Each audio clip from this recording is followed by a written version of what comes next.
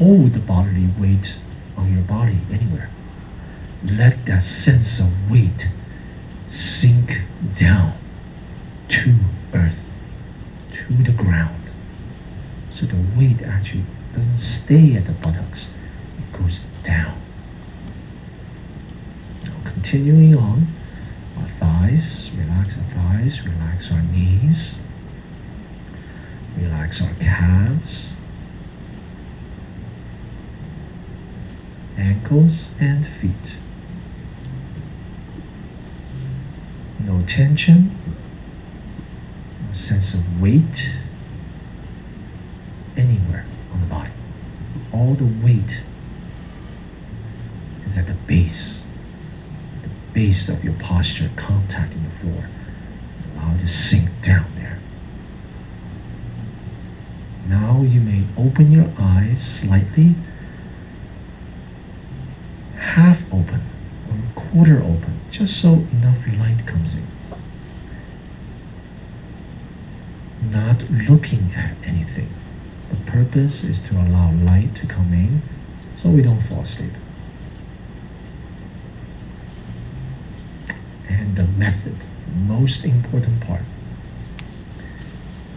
One effective method is to be aware of the breath, our natural breath. This is one of the most effective methods.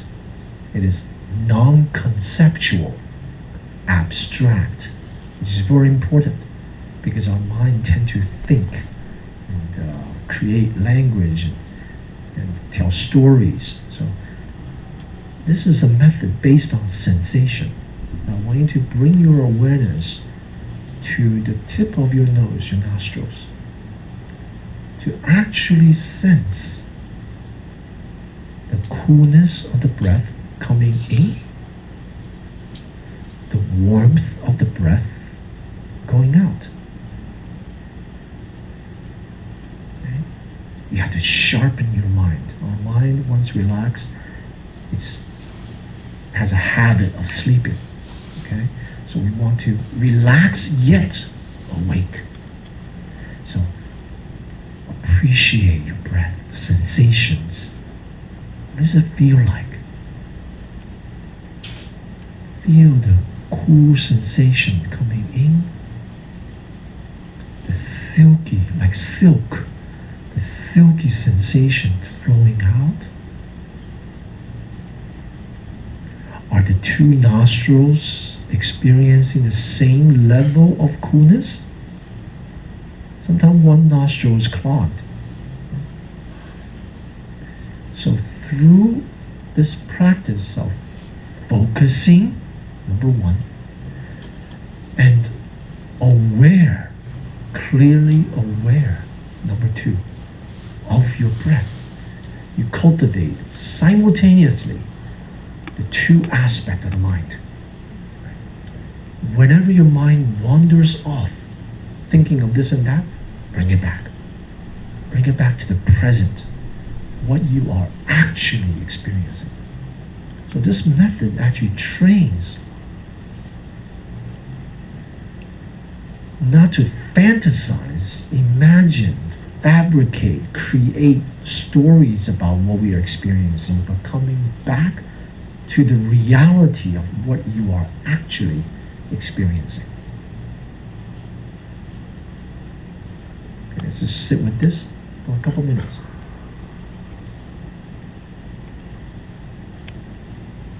Remember, sensations, sensations, sensations. The actual sensation in the present.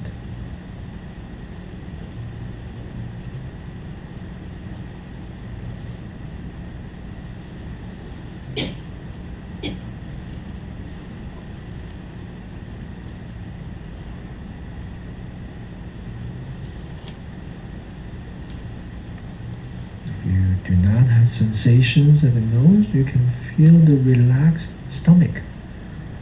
The sensation of the stomach rise and fall along with the rhythm of the breath.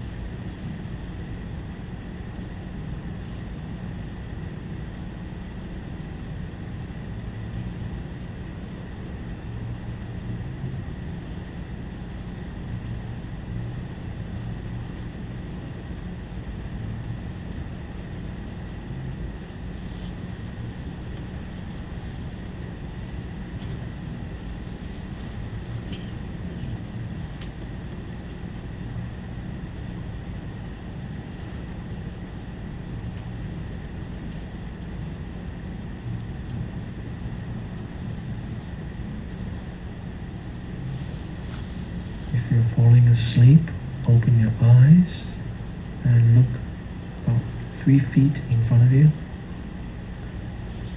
Allow light to come in. Still stay with your breath.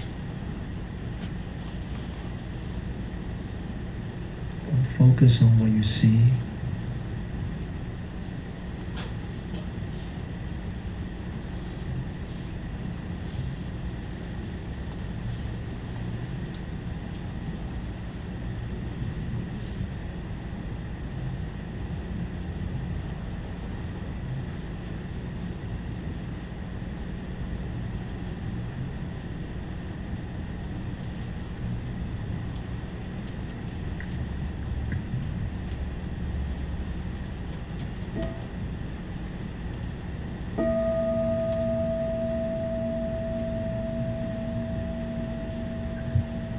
Okay, open your eyes, join your palms in front of your chest, put your hands on your knees and rotate and slowly come out of meditation. Circle in one direction and then change direction. Okay. How was that period? Good? Now, in the beginning, we want to have quality over quantity. We want to have short periods of meditation every day to establish a routine, maybe 10-15 minutes. And I usually teach my students some principles to integrate meditation in daily life. Right from the beginning, I teach what I call 1 minute Zen, 1 minute Chan. The principle is relaxed, like what we did, relax the body. Natural, with regard to the breath, and clear with regards to the mind. So it's 3 principles. These 3 principles are in all systems of Buddhist meditation. Okay? Remember, relaxed, natural, and what? Clear. Relaxed, natural, clear. So please, when you go home, you pick 5 things that you do every day. Brush your teeth. First bite of lunch. Sandwich. Same flight of stairs. Turning on your car. So whatever, 5 things. Or washing dishes. You have to discipline yourself. I'm only asking 1 minute each time. Not the whole period of eating a sandwich at lunch. Just the first bite. Right? If you have 5 moments of mindfulness, what do? Relax, natural, and clear. When you take that first bite of lunch, for example, relax the body, natural, breathe naturally, and clear of the task at hand, which is chewing. You make that tea every day. You integrate this. Nothing can stop you to do these things. If you say, it's only 1 minute, let me finish this work, I'll do it after. If you start doing that, forget it. That's the end.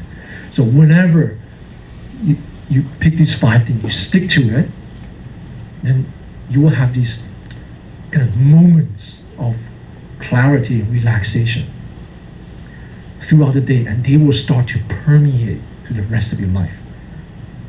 And very quickly, they will start to affect the quality of your formal seated meditation practice. Then throughout the chaos and vicissitudes and change and upside down life, you have an anchor that's not grounded in gaining and losing, having, not having, success and failure outside you. Your anchor will be grounded in your body and mind. From a relaxed, natural, clear mind, everywhere you go. No obstructions. Everywhere you go, you'll have clarity. Does that make sense? You have to do it. Chan is not just talk. Chan is not book knowledge. Chan is not, it has to be practiced. So if you want to have stability, sense of groundedness in your life, you have to practice. And then you can buy a t-shirt that says, got Zen? I got Zen, you know? I'm joking, but you have to integrate it in your life. So sometimes meditation is taught separate. You go to the meditation center, you get your half an hour bliss, and you go back. You can face the world now. No. The way I teach Zen right from the beginning is integrating the principle right to life. Right? And the good thing is, once you get the hang of it, you know, those 5 1-minute Zen, something is bound to happen, something bad. You know, you turn on the key in the morning. That's your 1 minute, right? Go in mindfully, open your door, turn on the key. The battery's dead, you know. Something else happened. Just when you kind of get frustrated, the old patterns of habitual tendency come out. You remember, this is your moment of Zen. This is your appointment with yourself. This is your moment. You will begin to break free from those habit resistances, you know. Just as, you know, or some people, I teach people to do this 5 minute, 1 minute Zen 5 times. Pick something easy and then move on to something hard. Like every time you see your boss, like every time you see your boss, that's my Zen master. You know, or your office space, I'm entering the Zen hall. You have to do that. We are the authors of our life. We frame our experience. You know, if our narrative is, I hate work, then you have a miserable time there. You know? Obstacle, turn to opportunity. Like, this is where I gain my wisdom. This is where I practice my patience. That co-worker next to me, that's the person that trains me in patience. You know? So once you have another outlook, you will start to experience life differently. You start to integrate practice in your life. Then you start to break free from the habits. And your life saturated with positive outlook of mind. And you will experience the benefits of Chan. So, Chan, life, mind, intimately connected. That makes sense? So, now, to do a little plug for the Jersey Center here, we have, that's just 1 minute, you can't base on meditation like that. You gotta learn formally. We have classes. I won't be teaching it, but there are qualified teachers that will do. You know, basically you sign up for class. There's short version, there are long versions. You know, once you get the hang of it, you can start joining like half-day sittings, 3 hours. They teach the full yoga movements integrated with Zen. Yoga for meditators. The kind of yoga that we do, not the kind of Ashtanga yoga. Your legs are up here, kind of. The kind of yoga for meditators, targeting different points of the body that needs to be strengthened, like lower back, the one that we rotate, knees. You know. And we teach kind of self-massage systems. So you take this class, and then do it at home, and integrate it in your life, 1 minute Zen throughout the day, then you'll see a change, guaranteed. 3 months. You take the class, you do it, 3 months you'll see a very obvious transformation in your level of awareness and focus. We have to reassess the value of our life. Like, what do we want from life?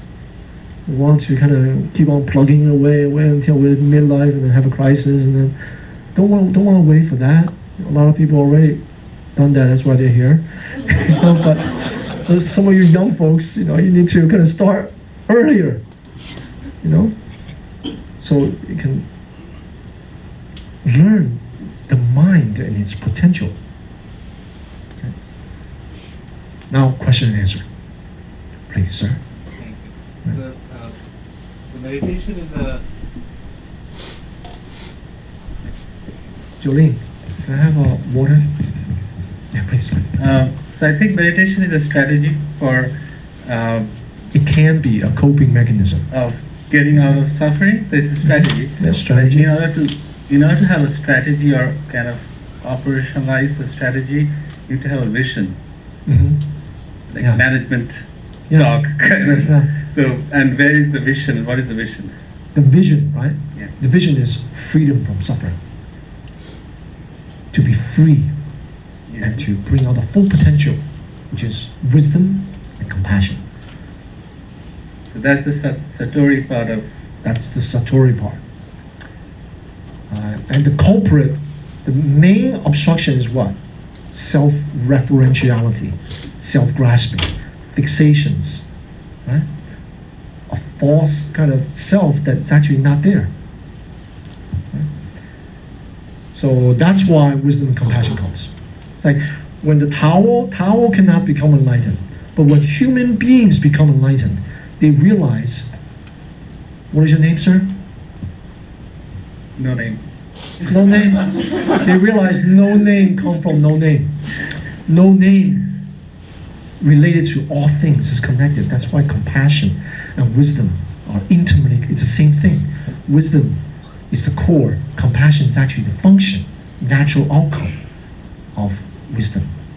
Right? So compassion, like the Tao realized Tao is made up of everything else.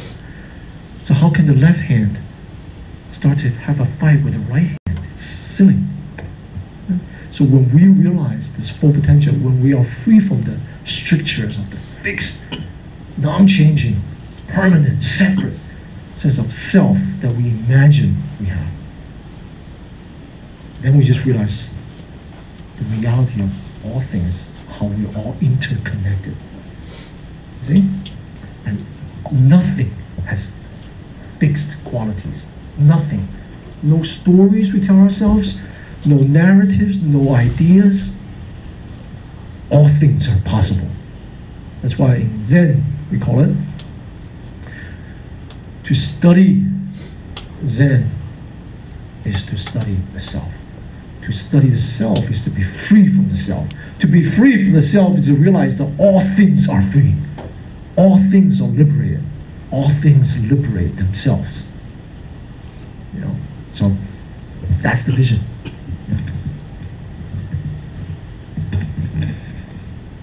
Now that said, it sounds like too far away. Remember, process-oriented, not like those children education system, goal-oriented. Process. In the process, we learn to, little by little, free kind of habit tendencies, and next time obstacles come, it's an opportunity. You have to change our minds, our fixations. Then possibilities come.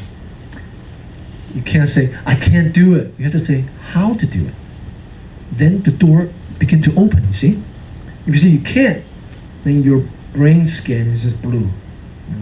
If you say, how? Kind of poke around and see how you... Then the mind is engaged. It's open to learning. It's beginning to be freeing yourself. The activation of the brain happens. So, okay.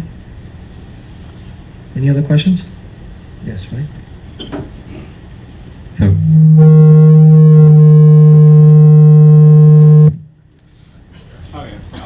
yeah, I can hear you. So, one thing I realized that sometimes when you start to really relax the body, yeah, because it feels so good, it's kind of like condition very related with the sleeping. Yeah. So the mind is very easily to kind of doze off. Yeah. And which today you really highly emphasize about the clarity of the mind. Yeah. So that comes to me like, say, for example, method like a counting breath. It's, in a way, it's easier to notice that kind of like wandering wheel of the mind. While it's just like pay attention to the body sensation, sometimes can be not as alert or as sensitive to like this kind of like downings of the body. Everyone's different. You just have to know the principle. Relaxed, natural, and clear. Actually, sensation, if we train ourselves, sensation is always changing. They're different. They're quite fresh every moment. If you limit your area of sensation to the nose, you can have a whole array of sensations. It's like actually busier the mind more, the mind becomes more kind of observant and live, as opposed to mechanically. That is so not necessary. So different people have different experiences. It becomes mechanical, and you're supposed to count to 10 exhalation, and then soon you discover you're like 21, 22, and okay, I gotta go back. So all methods have strengths and weaknesses, and we do cover this in the beginner's meditation workshop. What's the principle behind? So it's important to explore, but don't lose sight of the principles. Right? And our body and mind are conditioned a certain way to when we relax, that means sleep. Clarity usually means in the world means like you're clear on what you're thinking, like thinking a lot of things. So we want relax, yet not sleep. Not sleep, clear, yet no wandering thoughts. Practice. So to kind of like to regain the clarity of the mind as opposed to engaging in kind of object, thinking of this and that. To develop concentration, one thing. To heighten our concentration power. It's like the sun. The sun, when it's just shining everywhere, it's good, but it's not that useful. You get a tan and that's about it. But if you put a solar panel, if you put a magnifying glass under the sun, then you see the full power of the sun. See? It needs to be the ray, like the awareness, needs to be honed, refined, focused. Then the full power of the mind becomes manifest. Right? Just to finish my question, so you were talking about like for beginners, sometimes the quality is even more important than the quantity, like the duration. Yeah. So how, like for beginners, how do they know they have a good meditation? For example, if you're just using refreshingness, sometimes even you doze off, that can afterwards you can feel like quite recharging. So that cannot be a very good indicator. No. So what would be a good a good indicator? Well, first, beginners should sit at least 15 minutes. Use a cell phone, alarm, and then practice every day. A good indication is not like after you sit, you're like, oh, that was good. That's probably a bad indication. Right? You're like this, going off, chicken pecking on the rice. The good indication is you feel clear and concentrated. Your mind is calm yet not sleepy. You're clear.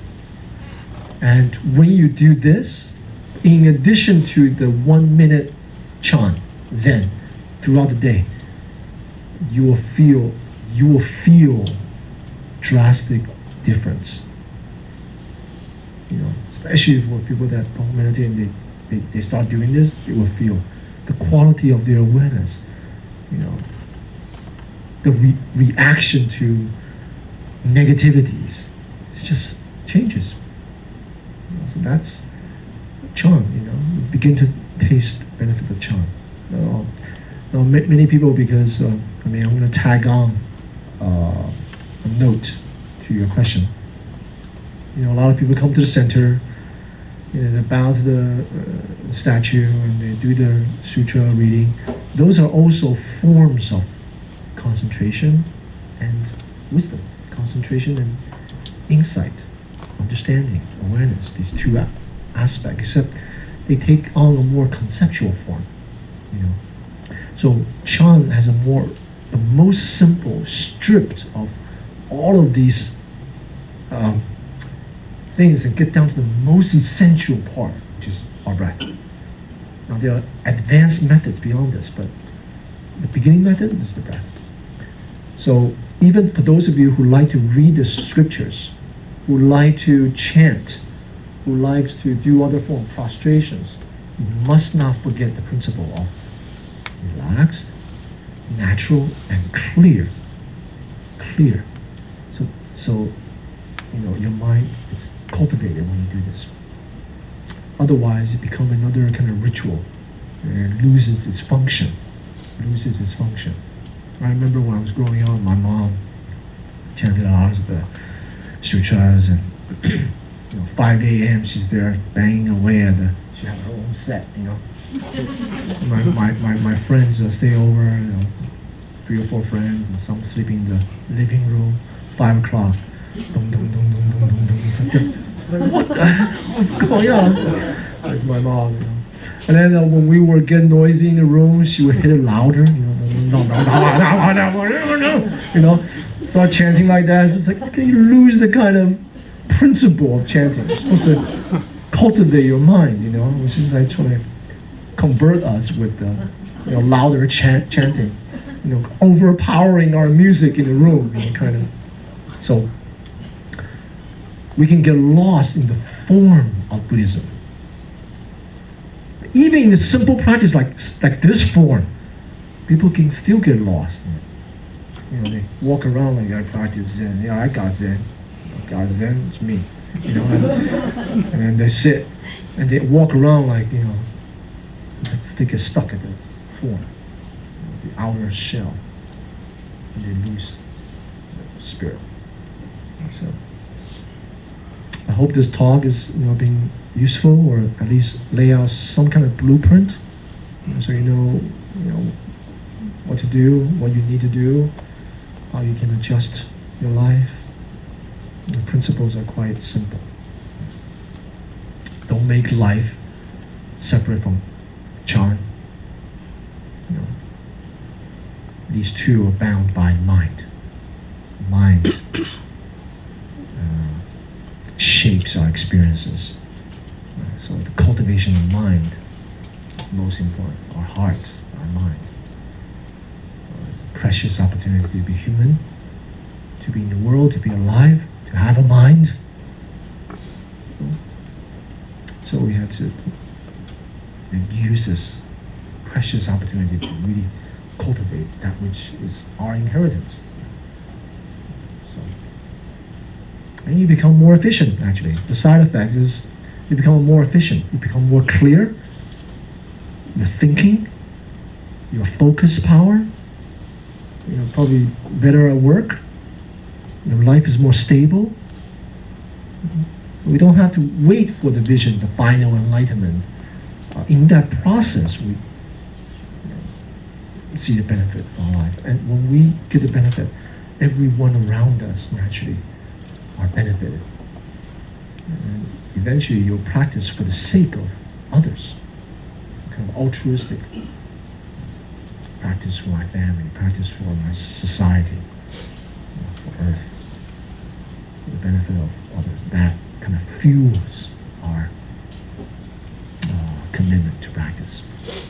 Then practice really takes off. So if you want to be a great practitioner, see, here's the trick part. We all begin practicing for ourselves. We have problems. We fixate, reify them to things, and we have problems. We all start with very selfish reasons to practice. The tricky part is you gotta be selfless to practice. That's when your practice really takes off, really becomes beneficial, how can you, the cause and effect, right? The cause is selfishness. How is it ever going to lead to no self? You see?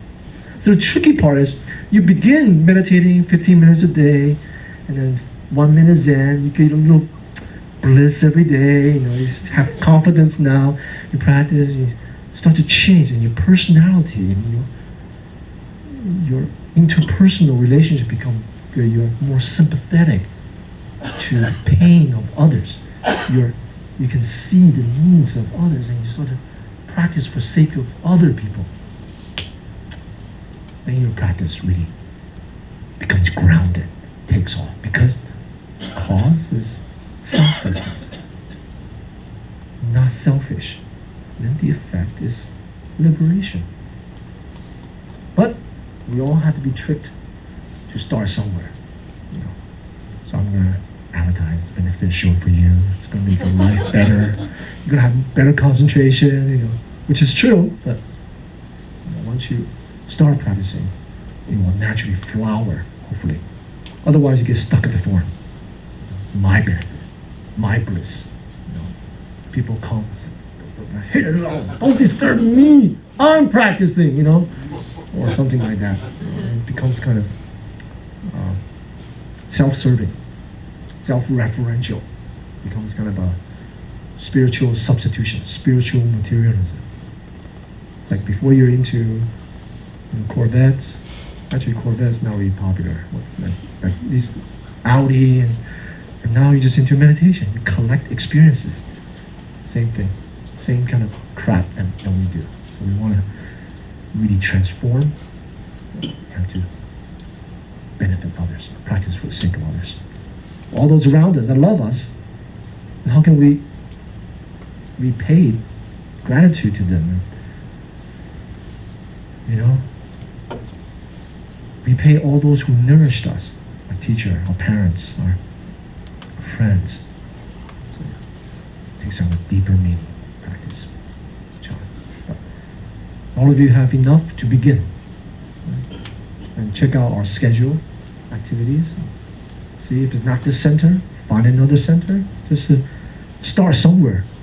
You know, start somewhere. Okay?